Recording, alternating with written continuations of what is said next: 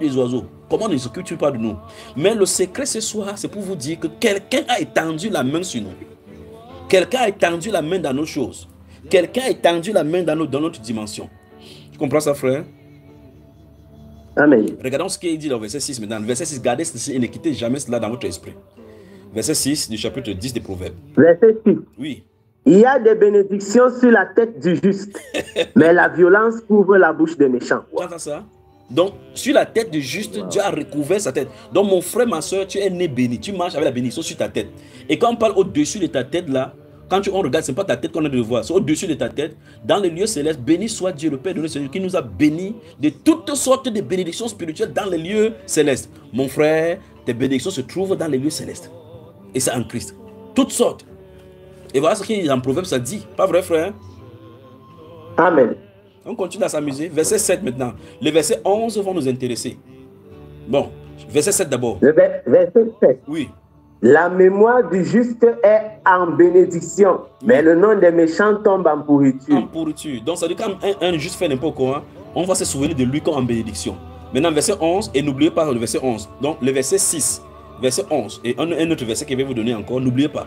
Proverbe chapitre 10, verset 11 dit quoi? Verset 11. La bouche du juste est une source de vie, oui, mais la violence couvre la bouche des méchants. Très bien. Donc, ça veut dire que même ce que le juste parle, ça donne la vie. Le juste est porteur de bénédictions. Bénédictions qui lui est réservée. Et la bouche, même quand ça proclame, ça donne la vie. Sa postérité, quand elle n'est pas là, la postérité est bénie toujours à cause de lui. Et la Bible nous dit, montre tout cela, mais là, dans la réalité, nous souffrons toutes les choses que les méchants souffrent. Alors, verset 21. Verset 21. Les lèvres du juste dirigent beaucoup d'hommes et les insensés meurent par faute de raison.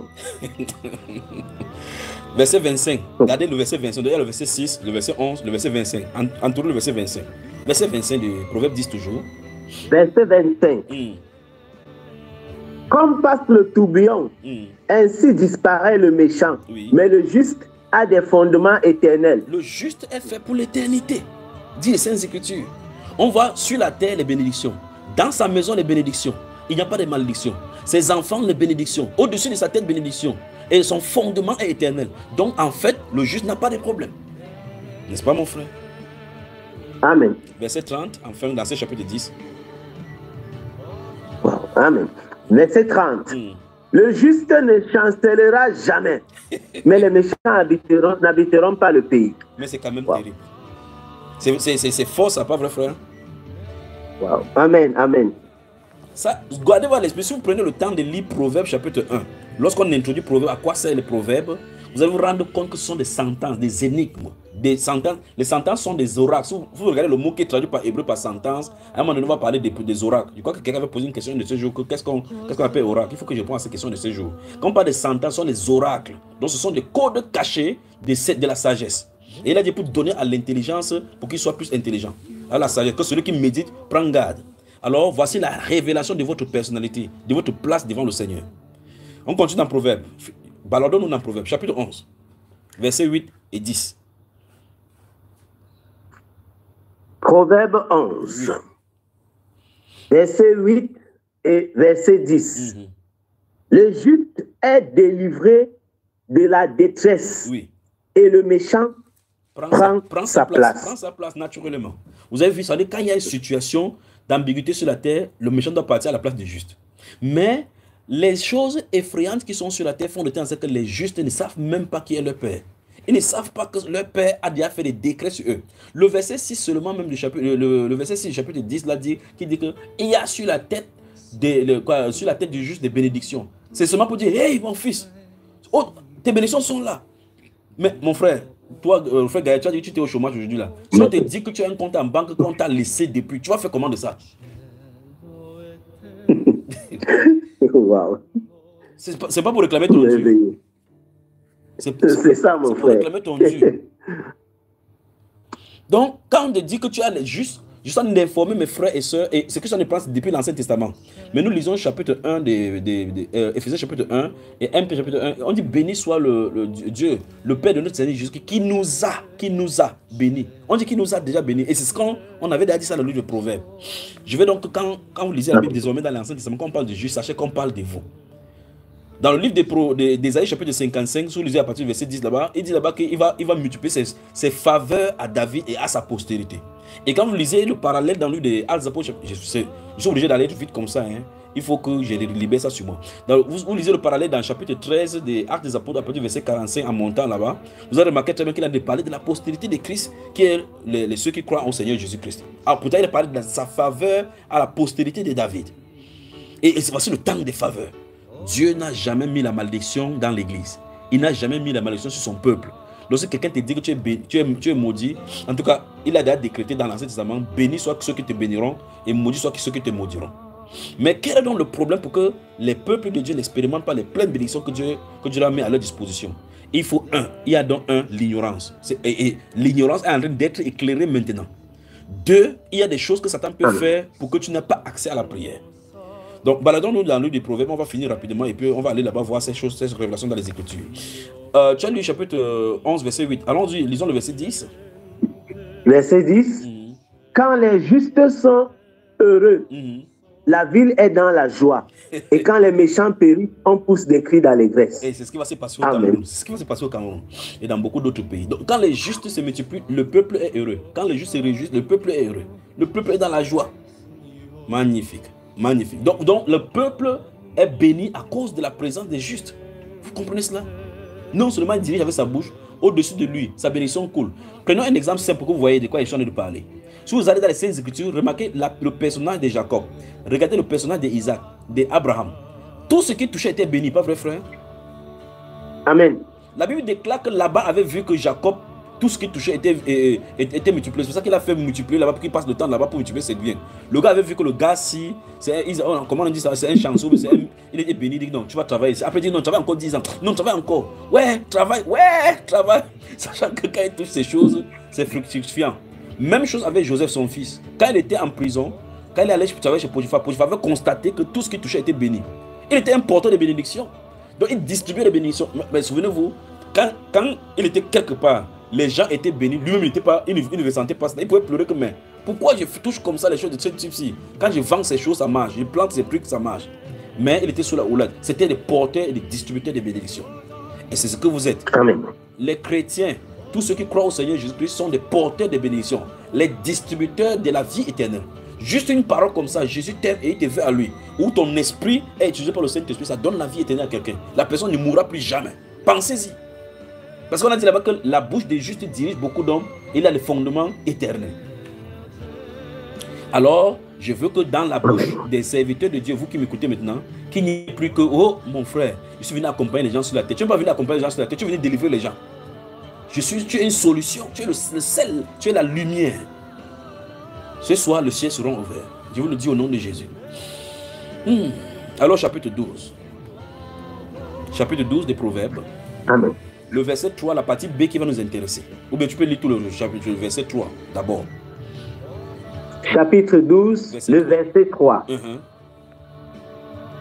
L'homme ne s'affermit pas par la méchanceté. Oui. Mais la racine des justes ne sera point ébranlée. La racine des justes ne sera point ébranlée. Pensez-y. Donc tu peux maintenant remplacer désormais tous les justes par ta racine à toi. Quand tu lis ça dans ta Bible, tu laisses ta racine. Parce qu'on parle de toi. Ta racine sera point ébranlée. Donc que ce soit ton foyer, ton travail, n'importe quoi. Quand quelqu'un fait n'importe quoi, sachez qu'il a ton service. C'est ici qu'on dit que quand l'Éternel approuve les voies de nous, il dispose même favorablement tes propres ennemis. Les ennemis sont vos serviteurs. Ils dandinent seulement. C'est parce qu'ils savent que c'est vous qui possédez toutes choses. Verset 7. Amen. Amen. Verset 7. Renversés, les méchants ne sont plus. Et la maison des justes reste debout. Toujours. Voilà la promesse de Dieu pour ta propre maison. Vous pouvez être dans un endroit où il y a le cataclysme, où il y a le feu. Le feu contourne, ça brûle tout le monde. Ça ne touche pas ta maison. Parce qu'il y a quelqu'un qui veille sur ta maison. Pensez-y. 21, et vous gardez cela. Vous gardez le 21. J'ai dit au chapitre 10, Chapitre 10, vous gardez le verset 6. Chapitre 10, vous gardez le verset 6, 11 et 25. Et chapitre 12, maintenant, vous gardez le verset 21. Allons-y au verset 21. Verset 21. Aucun malheur n'arrive au juste, mais les méchants sont accablés de maux. Très bien. On dit que le malheur atteint le juste. On dit aucun malheur n'arrive. Donc, ça veut dire que tout ce que tu considères comme malheur n'a rien à voir avec le malheur. Donc, tu es dans l'entraînement. C'est quand même terrible et ça semble être paradoxal avec ce qu'on vit au jour le jour, non? Wow. Il dit aucun malheur. Donc, en fin de compte, tout ce que tu reçois comme rétribution, comme les choses qui te brûlent là, ce ne sont pas des malheurs. Ce sont des choses pour que ton muscle spirituel puisse être gonflé. Si Dieu permet vraiment que le malheur arrive sur toi, c'est que tu vas lire l'heure. Alors, le Saint-Esprit dit aucun malheur ne t'arrive. Donc, tout ce que tu vois, ce ne sont pas des malheurs. Alors, chapitre 13, versets 22 et 25. Chapitre 13, 22 et 25. Oui. L'homme de bien a pour héritier les enfants de ses enfants. Oui. Mais les richesses du pécheur sont reversées pour le juste. Tu entends ça? Ben, Donc tu es même héritier des gens qui ont fait du mal sur la terre, qui ont amassé des biens. Verset 25. Verset 25. Le juste mange et satisfait son appétit, mais le ventre des méchants éprouve la disette. Mais si tu regardes sur le plan physique, c'est qu'on a dit, tu vas voir que la majorité des méchants sont eux qui sont les milliardaires. Mais c'est plus profond que cela. Chapitre 15, verset 6. Chapitre 15, le verset 6. Il y a grande abondance dans la maison du juste, mais il y a du trouble dans les profits du méchant. Donc le méchant profite, mais ce profit est rempli de trouble. Dans la maison des méchants, il y a abondance. Donc que tu l'admets ou pas, toi tu m'écoutes maintenant, dans ta maison il y a l'abondance. Il suffit seulement que les cieux s'ouvrent sur toi. Il suffit seulement que les cieux s'ouvrent sur toi. Je n'aime pas souvent ce genre de message, mais je suis obligé parce que le Saint-Esprit m'y a conduit. Parce que c'est que quand la bénédiction vient, les gens ne vont plus se connecter. Quand ça va venir, ils ne vont plus se connecter. Donc j'aime quand quelqu'un est foiré ou bien il est en chômage comme ça là. On lit bien la Bible. Parce que je sais les bénédictions qui sont venues maintenant. La saison de bénédictions sont déclarées. Des bénédictions. Alors voici le point. Je vais vous expliquer. Donc, alors, voici d'un côté ce que Dieu a dit sur toi. Et on a vu clairement que là, si on prie, on demande n'importe quoi. En fin de compte, on prie dans notre droit parce que nous avons des bénédictions dans le lieu céleste qui sont pour nous. Mais quel est le problème? Si on lit bien le problème, on va voir que les méchants, bon, je vais maintenant parler du méchant, c'est-à-dire le méchant, c'est-à-dire le diable, qui connaissant toutes ces choses-ci, c'est lui qui crée les afflictions dans le camp des justes. Ouvre un peu Psaume chapitre 125, verset 3. On lit ça doucement pour comprendre notre fondation là-bas. C'est regarde ce que Dieu dit. Psaume 125, le verset 3. En réalité, donc, la révélation se cache là-bas dedans de tout ce qu'on a vu sur les méchants et sur les bons, sur les justes. Père, merci. Psaume 125, verset 3. Verset 3.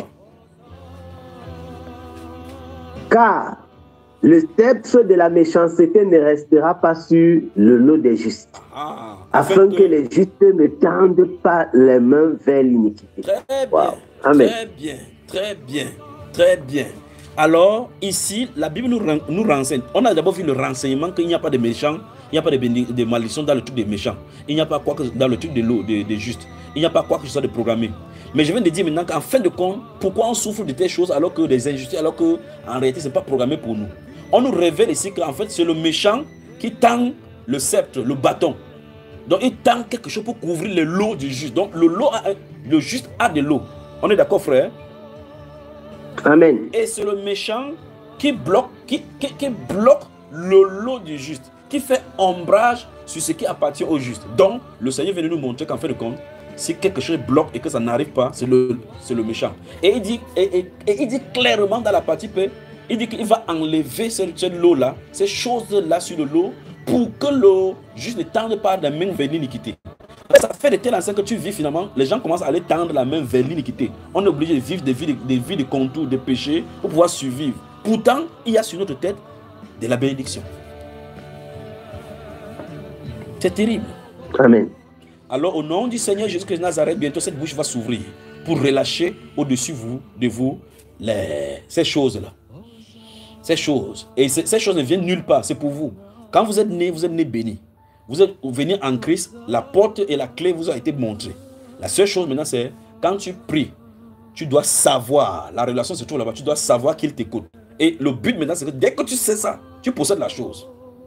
C'est aussi simple que possible. Donc, je vais faire mon rôle d'ouvrir les cieux maintenant pour dire, mon cher ami, entrez. Deuxième chose, je vais faire mon rôle maintenant de proclamer sur vous pour que ces choses-là viennent. Maintenant, vous avez pour but maintenant de prier et demander. Et vous viendrez, on va faire une émission ici seulement, on va témoigner des cieux ouverts.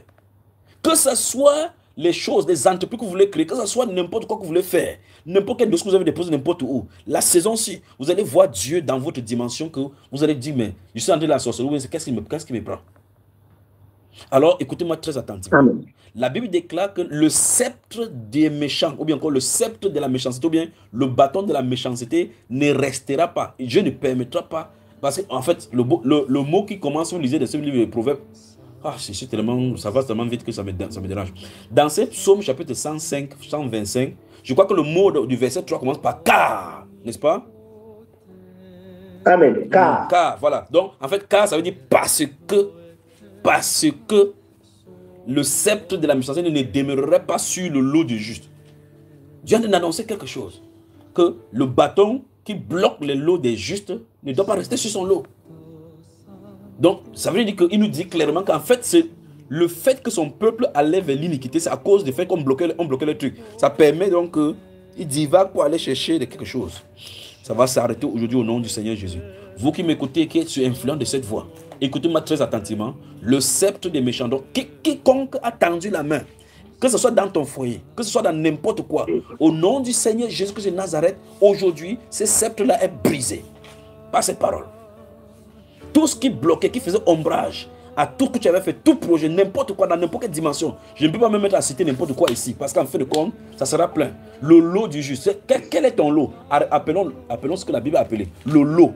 Ce qui est ton lot. Si un méchant a tendu la main là-bas ce soir, ça doit se résoudre. Vous êtes un peuple brillant, un peuple béni. Il n'y a pas de malédiction contre vous. Si n'importe quoi, que ce soit tes entrées qui sont bloquées, que ce soit un lot, quelqu'un qui a ouvert la bouche, ouvert son tuyau d'échappement pour dire que tant que je suis sur la terre, tu n'as pas accouché. Ce soir, ce sceptre-là est brisé.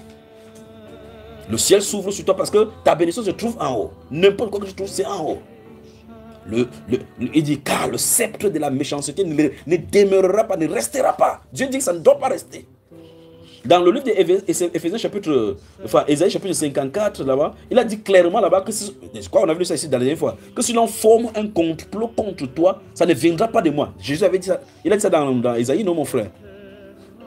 Amen. Il a dit, Amen. Il dit toute langue qui se liguera en justice contre toi, tu la condamneras. Il dit c'est un héritage. Donc Dieu donne la puissance, la parole, pour que tu renverses n'importe quelle forteresse qui s'est levée contre vous. Ne fermez pas la bouche. Votre bouche, on dit que votre bouche est une source de vie. Vous devez proclamer la parole dans votre vie, propre vie. Je suis un champion, je suis un vainqueur, je suis né en Jésus et j'ai vaincu. Pour que les gens, si vous fermez la bouche, vous commencez à confesser plutôt ce qu'ils disent de vous. Oh, je suis un souffreteux. Je suis un...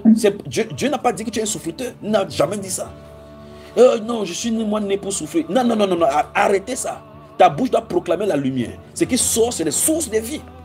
Ma vie ne donne pas, mon frère. Après, pour dire pour Dieu, maintenant, Dieu est sur son trône. Il est sur son trône, ça ne change pas. Et pour toi, tu dis seulement que non, je suis venu pour souffrir. Je suis venu accompagner les autres. Tu n'es pas une voiture. Tu es la puissance. Tu as une puissante lumière se manifestant pour pouvoir délivrer les gens. Alors changez de confession. Changez ces choses. Prenez votre position de croyant. Prenez votre position de juste. Parce qu'il y a sur votre tête de l'eau. Et on dit clairement que quand vous allez vous révéler comme ça, le monde sera dans la joie. Quand les justes se multiplient, les habitants sont dans la joie. La terre est dans la joie. La maison est dans le fondement. Mais quand c'est les méchants maintenant qui se lèvent là, tout le monde fuit seulement. Il me sent vraiment bien, je vous le dis. C'est parce que le temps, s'il me met la pression, il pouvait prendre 2 ou 3 heures pour bien développer ça dans ces Écritures. Ouf. Alors, la révélation, c'est que ce n'est pas Dieu. Parce que d'un côté, on voit clairement que c'est dans la parce qu'en fin de compte, l'esprit de la méchanceté sait très bien que vous êtes bénis. C'est ce qu'ils savent. Et donc, si vous prenez dans la Bible, on va aller dans la Bible, on va se balader dans 2 ou 3 passages maintenant. Je crois que c'est mieux qu'on commence dans Lamentation. Allons dans le livre de Lamentation. Regardez même, Lamentation veut dire pleurs. Lamentation du prophète Jérémie, chapitre 3, lisons le verset 1 à 8. C'est le verset 8 qui nous intéresse, mais prenons à partir du verset 1. Magnifique Jésus. Lamentation, chapitre 3. Seigneur, donne-nous de finir à l'heure. Seigneur, donne-nous de finir à l'heure. Lamentation, chapitre 3. Oh, ma soeur, je ne réussis pas, ma vie ne donne pas. Je fais n'importe quoi, ça ne marche pas. Tout est échec dans ma vie. Donc, c'est elle qui confesse. C'est elle qui confesse. Tout est échec dans ma vie. Dieu ne voit pas d'échec, mais celui qui voit l'échec. Mais, il dit que le pouvoir est dans sur ta bouche. À Ézéchiel avait vu la vallée pleine des ossements humains. Et il y a quelqu'un ici que Dieu lui a donné le livre d'Ézéchiel quand il parlait des ossements humains. Dieu veut parler, lui dit que parle. Il croit que Dieu a envie de l'appeler, qu'il soit prophète. Alors il y a quelqu'un là qui a de m'écouter. Dieu lui a donné prophète dans ce livre des prophètes Ézéchiel. Que regarde les ossements, ce petit revivre. Et la lune n'a pas compris, Il ne sait pas que Dieu a dit que prophétise sur ta situation pour que ça prenne vie. Alors maintenant, écoute-moi ça. C'est ça dont Dieu a de parler. Alors quand il a vu Ézéchiel, amené Ézéchiel là-bas, que les os vivent, c'est pour que dire que quelqu'un soit ce qui est mort, proclame la parole de Dieu. Ça veut dire que c'est ainsi parle l'Éternel. Donc proclamer la parole de Dieu, c'est ce qui est dit. Et il a dit maintenant ce soir que les sceptres de la méchanceté du méchant ne doivent pas rester sur ton lot. Sur ton lot du juste. Donc si tu considères que tu es injuste, quel que soit ton lot qui a été réservé pour toi, dis à partir de ce soir que c'est que ton lot, quelle que soit la main des personnes qui se trouvent là-bas dessus, tu dois quitter ce soir. Tu dois quitter ce soir. Quel que soit, si ça suit ton ministère, si quelqu'un a bloqué, tendu ses tentacules sur ton ministère a été destiné depuis les lieux célestes. Parce que quand Christ est allé, depuis les lieux célestes, qu'il a donné le ministère. Donc si quelqu'un entre le ciel de Jésus et la terre bloque ton ministère, c'est ce qu'on va voir. Alors, sa méchanceté doit être brisée. Lamentation chapitre 3, verset 1 à 8. Et le verset 8 nous intéresse. Allons-y mon frère. Verset 1 à 8, Lamentation 3, je lis. Je suis l'homme qui a vu la misère sous la verge de sa fureur. Oui. Il m'a conduit, mené dans les ténèbres et non dans la lumière. Oui. Contre moi, il tourne et retourne sa main tout le jour. Il a fait dépérir ma chair et ma peau. Il a brisé mes os. Il a bâti autour de moi. Il m'a environné de poison et de douleur. Il me fait habiter dans les ténèbres comme ceux qui sont morts dès longtemps. Il m'a entouré d'un mur pour que je ne sorte pas.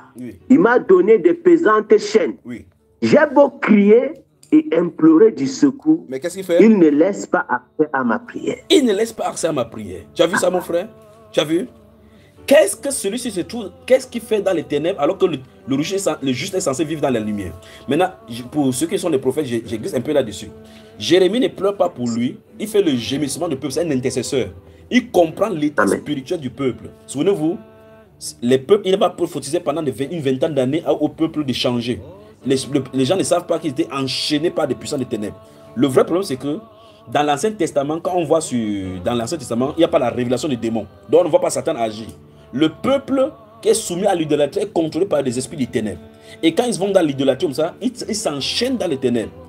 Donc les ténèbres les enchaînent. Jérémie le prophète voit et vit ces choses-là. Et il dit donc dans cette condition, c'est quand tu es dans les ténèbres comme ça là, à cause de la désobéissance, à cause du fait que tu as pris acquaintance, l'appui sur les divinités étrangères, il dit, même si tu pries n'importe comment dans ces conditions, il ferme, il ne donne pas accès à la prière. Pourtant, en Christ Jésus, la Bible déclare, quel que soit ce que nous demandons en son nom, on l'aura. Pas vrai, frère? Amen. Parce que quand on demeure en lui, il est dans la lumière. Nous sommes en communion avec lui dans la lumière. On dit clairement que tout ce que nous désirons, ça nous sera accordé. Mais ici, voici les gens qui se trouvent dans les ténèbres. Donc, vous ne pouvez pas être dans les ténèbres et prier que ça marche. Ça ne marchera pas. Oh, Dieu vient de nous montrer clairement là que si le méchant nous entoure et nous prend dans son filet, nous sommes mal barrés. C'est uniquement la repentance qui peut nous faire quitter. Donc, si nous sommes en train de marcher dans les voies de méchanceté, dans les voies des méchants, nous subirons les mêmes choses comme les méchants subissent. Et bien plus, nous allons être enchaînés comme eux. Et par conséquent, il n'y aura pas l'accès à la prière. C'est fondamentalement pourquoi Dieu a laissé les Juifs passer par ces étapes-là pour nous montrer. Et dans 1 Corinthiens chapitre 10, la Bible déclare que ces choses leur sont arrivées pour nous montrer, à nous qui sommes arrivés à la fin du siècle, qu'on n'imite pas leur façon de faire. N'est-ce pas, frère? Amen. Alors, lisons le livre de Jérémie. Enfin, allons dans le livre de Deutéronome. Deutéronome chapitre 11. Lisons cela. Moïse, en quittant la scène, va prophétiser sur eux, sur le peuple juif. Et on va voir par la suite maintenant la solution qui était donnée. Rapidement, et on sort.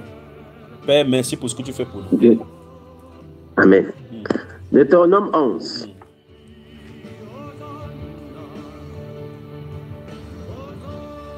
Deutéronome 11, tu y es? Oui. Verset 15 à 17. Lisons ce qui est écrit.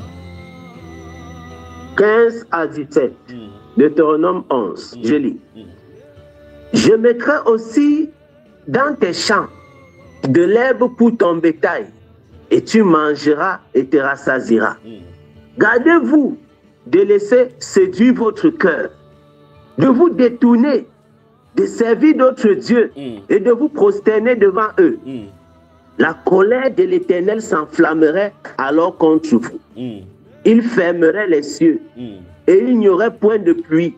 La terre ne donnerait plus ses produits et vous péririez promptement. Très bien. Dans le bon pays que l'Éternel vous donne. Très bien. Donc Dieu nous dit clairement ici que c'est le pays qui va donner aux Juifs. Alors, si on rentre dans ce temps-là, il a de leur donner des avertissements alors qu'ils ne sont pas encore entrés.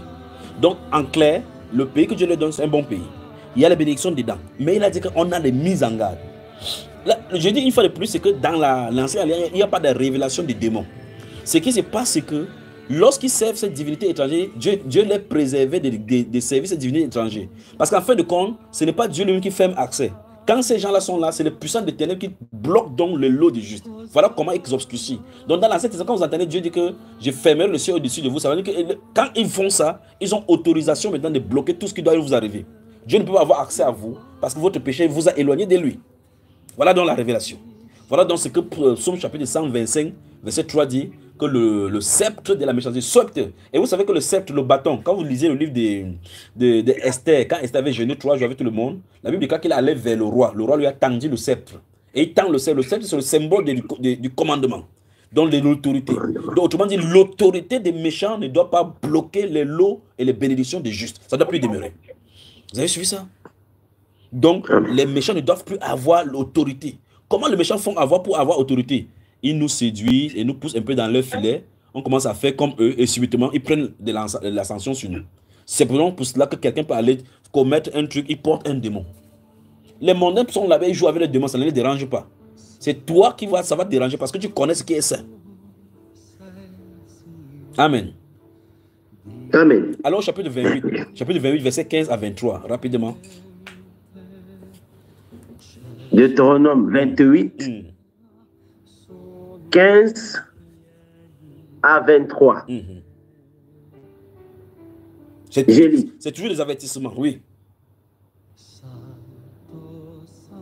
Mais si tu n'obéis point à la voix de l'Éternel, ton Dieu, si tu n'observes pas et ne mets pas en pratique tous ses commandements et toutes ses lois que je te prescris aujourd'hui, voici toutes les malédictions qui viendront sur toi et qui seront ton partage. Tu seras maudit dans la ville et tu seras maudit dans les champs. Ta corbeille et ta huche seront maudites. Le fruit de tes entrailles et le fruit de ton sol, les portées de ton gros et de ton menu bétail, toutes ces choses seront maudites. Tu seras maudit à ton arrivée et tu seras maudit à ton départ. L'Éternel enverra contre toi la malédiction, le trouble et la menace au milieu de toutes les entreprises que tu feras jusqu'à ce que tu sois détruit, jusqu'à ce que tu périsses promptement à cause de la méchanceté de tes actions qui t'aura porté à m'abandonner. L'Éternel attaquera à toi la peste jusqu'à ce qu'elle te consume dans le pays dont tu vas entrer en possession. L'Éternel te frappera de consomption, de fièvre, d'inflammation, de chaleur brûlante, de dessèchement, de jaunisse et de gangrène qui te poursuivront jusqu'à ce que tu périsses.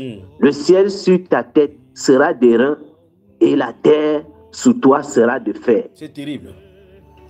C'est terrible, n'est-ce pas, frère? C'est terrible. Incroyable, terrible, terrible, c'est terrible. ce que Dieu a dit sur les Juifs.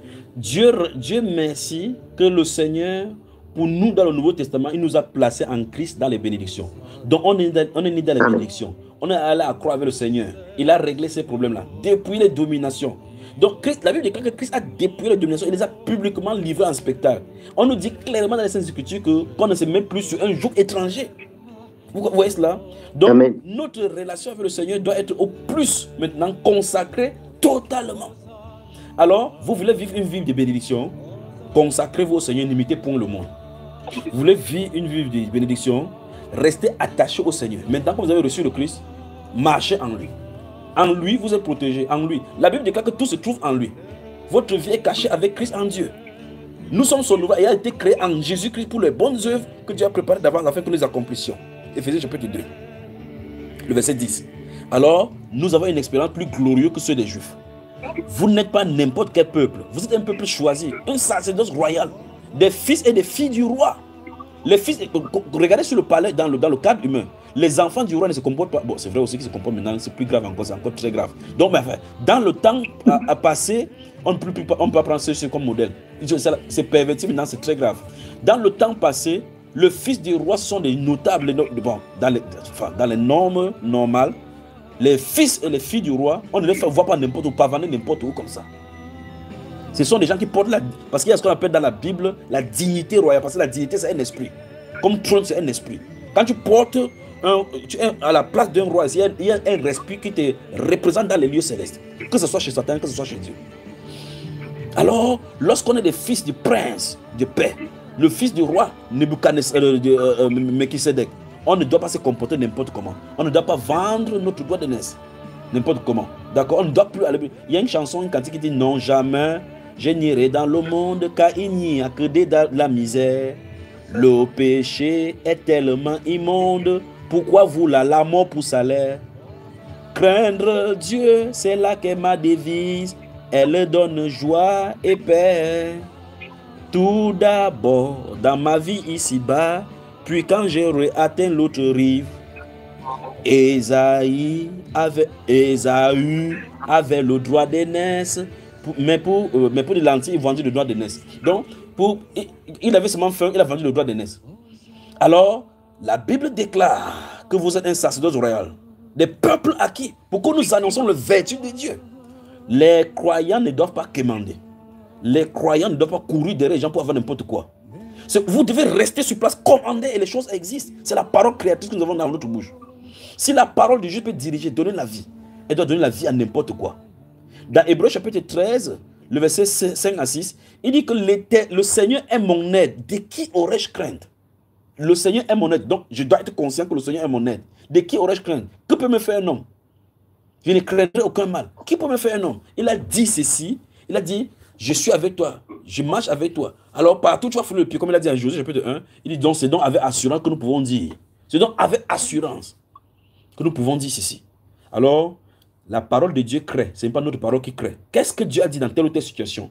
Qu'est-ce que Dieu a dit de toi? Donc, je ne veux pas entendre que, oh frère Junior, je souffre beaucoup. Il n'y a pas de souffrances qui sont gardées pour toi. S'il y a des souffrances qui sont gardées pour toi en Christ, personne ne peut changer cela. S'il y a une souffrance qui a été mise par le lot de l'iniquité, change l'iniquité. Alors, examinez. Dans ce de la Matthieu chapitre 3 qu'on a lu, si vous lisez le verset 33 à 37, la Bible déclare que pourquoi l'homme vivant se plaindrait-il de l'Éternel? Que chacun se plaint de ses propres péchés. C'est ce qu'il dit là-bas, non? Amen. Car qui dira qu'une chose arrive sans que l'Éternel ne l'ait ordonné? Donc, en fin de compte, chaque chose peut arriver ici. Et Romains chapitre 8 nous dit, nous savons du reste que toute chose concourt au bien de ceux qui aiment Dieu. Donc, même si n'importe comment ça va concourir. Même si tu passes par ces souffrances, ça va finir par te former à aimer davantage ton Seigneur. Alors, Amen. Je ne veux plus Amen. Entendre les enfants du grand roi, le grand Dieu des cieux, pleurnicher. Non. Quand vous pleurnichez, vous glorifiez le diable. Rendez grâce à Dieu en toutes choses. C'est votre égard comme ça la volonté de Dieu pour vous. Vous n'avez pas de souffrance qui vous a été imposée par le Seigneur. Vous avez des choses qui sont en Christ qui doivent faire pour détourner, désarmer des choses qui sont collées à notre caractère qui ne le glorifient pas. Mais si quelque chose vient par la suite de votre iniquité, arrangez le problème de l'iniquité.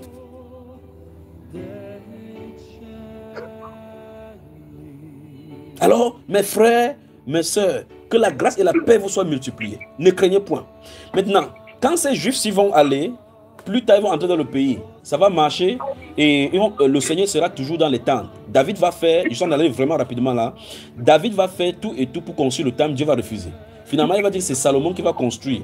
Ce qui sont racontés maintenant se trouve dans le livre de 2 Chroniques chapitre 6. Donc vous allez noter 2 Chroniques chapitre 6, du verset 1 jusqu'au verset 42, je crois que c'est 42 versets. Mais on va s'interroger. Quand Salomon va finir de construire cela, il va faire une estrade là-bas, monter pour prier. Et quand il a de prier, l'esprit de prophétie va venir sur lui. Il va dire quelque chose au verset 16. Je veux seulement qu'on lise, non, au verset 26. Je veux qu'on lise juste le verset 26, mon frère. Et puis on va au chapitre 7. Donc, 2 Chroniques, chapitre 6, notez les versets 1 à 42. Donc, vous aurez le temps de tout lire, pour garder le contexte. Mais quand il finit, pendant qu'il a prié pour le peuple, il dit quelque chose au verset 26. Qu'est-ce qu'il dit? 2 Chroniques 6, je lis le verset 26. Quand le ciel sera fermé, oui, et qu'il n'y aura point de pluie à cause de leur péché contre toi, s'ils prient dans ce lieu et rendent gloire à ton nom, et s'ils se détournent de leur péché, parce que tu les auras châtiés, oui. Verset 27, exauce-les des cieux, très bien, pardonne le péché de tes serviteurs et de ton peuple d'Israël, à qui tu enseigneras la bonne voie dans laquelle ils doivent marcher. Tu vois ça? Et fais venir la pluie sur la terre que tu as donnée pour héritage à ton peuple. Très Amen. Bien. Amen. Donc, dans la prophétie du prophète Salomon ici, il savait très bien que c'est le péché qui pouvait faire fermer le ciel. Amen. Vous voyez? C'est pourquoi dans le chapitre 7, maintenant, notez le chapitre 7, verset 1 à 16, le fameux verset qu'on dit, si mon peuple s'humilie, prie, cherche ma face, vous voyez, c'est détourne de ses mauvaises voies. C'est ça qui a amené tout ce qu'on a de voir là maintenant, le réveil qu'on a de voir là. Parce qu'en fin de compte, il y avait le péché sur le peuple. Les gens vivaient dans la fornication, dans tout genre de dérèglements, mais ils invoquent le Dieu saint. Et la Bible déclare que si vous invoquez comme Seigneur, le Sauveur, comme Père, celui qui est saint, conduisez-vous avec crainte pendant le temps de votre pèlerinage.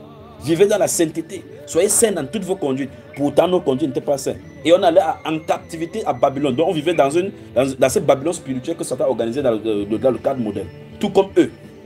Les mêmes séquences que les Juifs ont parcourues dans l'Ancien Testament, l'église physique est passée par là.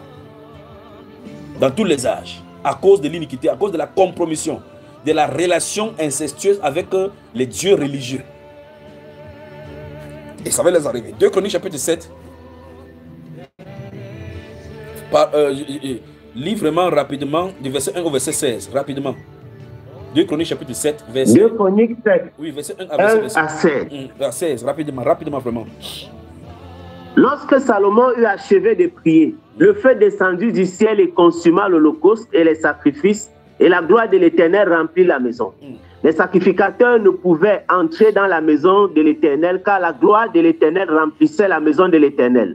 Tous les enfants d'Israël virent descendre le feu et la gloire de l'Éternel sur la maison. Ils s'inclinèrent, le visage contre terre sur le pavé, se prosternèrent et louèrent l'Éternel en disant, car il est bon, car sa miséricorde durera toujours. Le roi et tout le peuple offrirent des sacrifices devant l'Éternel.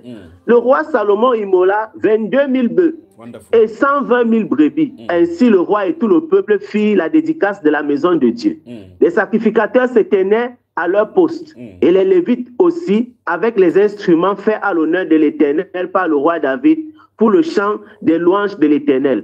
Lorsque David les chargea de célébrer l'Éternel en disant, car sa miséricorde dure à toujours, les sacrificateurs sonnaient des trompettes vis-à-vis d'eux, et tout Israël était là. Salomon consacra le milieu du parvis qui est devant la maison de l'Éternel, car il offrit là des holocaustes et les graisses des sacrifices d'action de grâce. Parce que l'autel d'airain qu'avait fait Salomon ne pouvait contenir les holocaustes, les offrandes et les graisses. Salomon célébra la fête en ce temps-là pendant 7 jours, et tout Israël avec lui. Une grande multitude était venue depuis les environs de Hamath jusqu'au torrent d'Égypte. Le 8e jour, il eut une grande assemblée solennelle car il fit la dédicace de l'autel pendant 7 jours et la fête pendant 7 jours. Le 23e jour du 7e mois, Salomon renvoya dans ses tentes le peuple joyeux et content pour le bien que l'Éternel avait fait à David, à Salomon et à Israël son peuple. Lorsque Salomon eut achevé la maison de l'Éternel et la maison du roi, et qu'il eut réussi dans tout ce qu'il s'était proposé de faire dans la maison de l'Éternel et dans la maison du roi, l'Éternel apparut à Salomon pendant la nuit et lui dit, j'exauce ta prière et je choisis ce lieu comme la maison où l'on devra m'offrir des sacrifices. Quand je fermerai le ciel et qu'il n'y aura point de pluie, quand je donnerai aux sauterelles de consumer le pays, quand j'enverrai la peste parmi mon peuple, si mon peuple sur qui est invoqué mon nom s'humilie, prie et cherche ma face, Et s'il se détourne de ses mauvaises voies, je l'exaucerai des cieux. Je lui pardonnerai son péché et je guérirai son pays. Mes yeux seront ouverts désormais et mes oreilles seront attentives à la prière faite en ce lieu. Maintenant, je choisis et je sanctifie cette maison pour que mon nom y réside à jamais et j'aurai toujours là mes yeux et mon cœur. Amen. Amen. Amen. Donc, s'il y avait le temps, je devais développer ça pour vous montrer clairement que c'est le processus qu'on a fait durant ces jeûnes de 10 au 10. Le lieu où Salomon a célébré, qu'il a consacré pour le Seigneur, c'est notre cœur. Tout ce qu'il a fait, les actions de grâce qu'il a fait, les sacrifices, les actions de grâce qu'ils ont fait, le peuple était content. C'est les actions de grâce, les sujets, des louanges que nous louons le Seigneur. Tout ce qu'il a fait maintenant, c'était de nettoyer le temple et de lui consacrer le temple. Donc, maintenant, tu ne lis plus, vous notez seulement. Je vais vraiment aller vite maintenant, vous allez me pardonner pour cela. Dans Hébreux chapitre 3, verset 6, la Bible déclare que Moïse a été fidèle comme serviteur sur sa maison, sur sa maison, mais Christ l'est comme fils sur sa maison, et sa maison, c'est nous. Donc, en fin de compte, cette maison dont on a de parler là-bas typifie nous, qui sommes le corps du Seigneur Jésus. Ça, c'est 1. Dans 1 Pierre chapitre 2, si vous lisez le verset 1 à verset 7, la Bible déclare que, donc, comme des bons dispensateurs de Dieu, édifiez-vous pour former une habitation de Dieu en esprit. Donc, notre corps est le temple du Saint-Esprit, comme on lit dans le livre de 1 Corinthiens chapitre 3. Je veux le dire, je vais vraiment aller vite. Verset 16 a dit, votre corps est le temple du Saint-Esprit. Si quelqu'un détruit le temple de Dieu, Dieu le détruira. Donc, où est que, malgré qu'on nous donne l'injonction que notre corps est le temple du Saint-Esprit, quelqu'un peut aller détruire son corps par des cigarettes, par des femmes, par des boissons alcooliques, ainsi de suite, boissons gazeuses, pour pouvoir envoyer le diabète dans son corps. Pour pouvoir envoyer le diabète et en détruisant le corps où le Saint-Esprit est en train d'agir. On va y revenir avec les boissons gazeuses et toutes ces choses-là. Alors donc, la Bible nous dit, nous va vous montrer comment, dans le livre 1 Corinthiens chapitre 6, verset 17 à 20, la Bible déclare que quoi? Fuyez l'impudicité. Quelque autre péché commet, l'autre c'est péché hors du corps. Mais celui qui pêche contre, commet l'impudicité pêche contre son propre corps. Ne savez pas que votre corps est le temple du Saint-Esprit que vous avez reçu de Dieu et que vous ne vous appartenez pas à vous-même? Glorifiez donc Dieu dans votre corps et dans votre esprit qui appartient à Dieu. Donc, mais comme Dieu dit ici dans le livre de Salomon, chez Salomon, que je l'ai déjà le regard maintenant sur cette maison parce que c'est le lieu où Dieu a choisi pour y faire résider son nom. Maintenant, le lieu de résidence de Dieu, c'est notre corps. Dieu désire se glorifier dans notre corps et nous devons donc nous séparer du péché. Et si on se sépare du péché, il dit qu'il aura les yeux sur nous et les prières faites dans le temple. Le cœur, au cœur, le lieu secret sera exaucé. Alors mes soeurs, mes frères, maintenant la seule chose qui peut nous bloquer les bénédictions, c'est enlever ce qui donne le droit à l'ennemi de nous accuser devant le Seigneur. Voilà le point. Enlever. Maintenant nous avons passé du jeûne et on ne peut pas jeûner dans la prière et rester dans la prière, dans le péché. J'ose croire que ce moment c'est le moment de consécration et je le crois 100% de mon cœur. Parce qu'on ne peut pas faire la grève de la faim pour vivre dans le péché alors que vous êtes là, vous désirez sa présence. On ne peut pas désirer sa présence et rester dans le péché. Maintenant je crois donc maintenant que le péché a été ôté totalement et le cœur, le lieu du trône, le lieu de sacrifice a été nettoyé dans le cœur. Maintenant qu'est-ce qui vous reste maintenant? Que la main du méchant soit ôtée. Alors, au nom de Jésus-Christ de Nazareth, que partout où le méchant avait mis sa main, les accusations, la Bible déclare qu'il a dépouillé les dominations et vous a placé à la place des sûretés après la croix. Maintenant, vous ne devez plus vous lamenter. Mon frère, prie pour le peuple maintenant et proclame les bénédictions sur le peuple, que les cieux s'ouvrent sur eux. Vas-y, mon frère.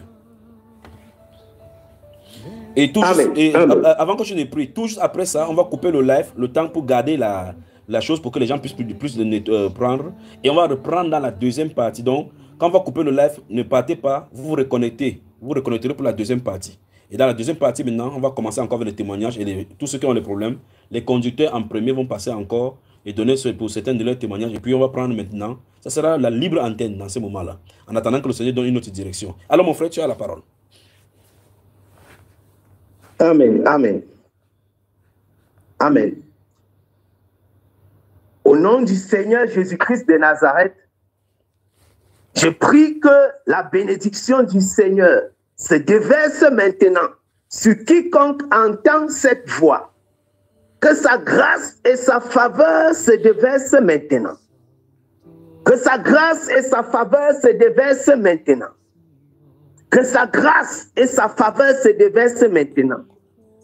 Que tout obstacle qui empêchait la main du Seigneur d'agir soit ôté et que sa bonne main déverse tout ce qui a été planifié et programmé pour vous. Maintenant, au nom de Jésus-Christ de Nazareth, Que sa faveur se déverse maintenant. Sa faveur se déverse maintenant. Sa faveur se déverse maintenant. Sa parole déclare, si quelqu'un m'aime, si quelqu'un m'aime, je viendrai à lui, je demeurerai. Vu que le Seigneur demeure, que sa bénédiction soit manifeste dans le lieu de sa demeure. Que la bénédiction soit manifeste dans ce lieu de sa demeure. Que la bénédiction soit manifeste dans ce lieu de sa demeure. Que la bénédiction soit manifeste dans ce lieu de sa demeure. Que les écluses relâchent maintenant tout ce qui a été planifié. Maintenant, recevez la bénédiction du Seigneur. Qu'elle se déverse, qu'elle se déverse, qu'elle se déverse. Que les entrailles maintenant s'ouvrent.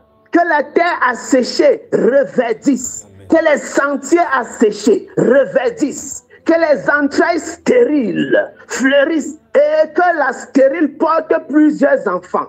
Au nom de Jésus-Christ, recevez la bénédiction du Seigneur. Amen. Recevez la bénédiction du Seigneur.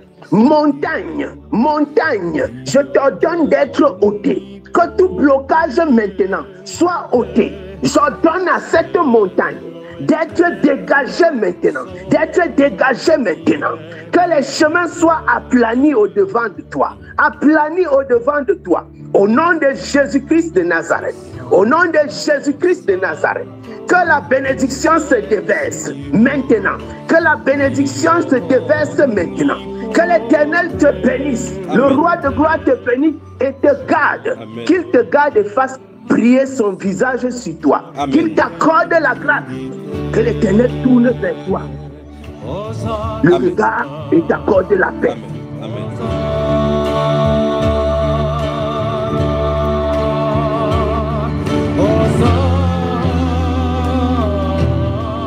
Que le Seigneur te bénisse, homme de Dieu, que le Seigneur te bénisse, prophète de Dieu. On se retrouve donc dans la deuxième partie. Vous ne partez pas, vous ne partez pas. Merci Seigneur pour ton peuple. Merci pour les cieux ouverts sur ton peuple. Maintenant, je ne veux plus un peuple qui parle à la manière des méchants. Vous êtes un peuple élu, une race élue, un peuple des justes. Ne parlez plus n'importe comment. La parole est votre âme. La parole doit être dans votre bouche pour proclamer ce qu'il en est. Il n'y a plus de blocage sur vous.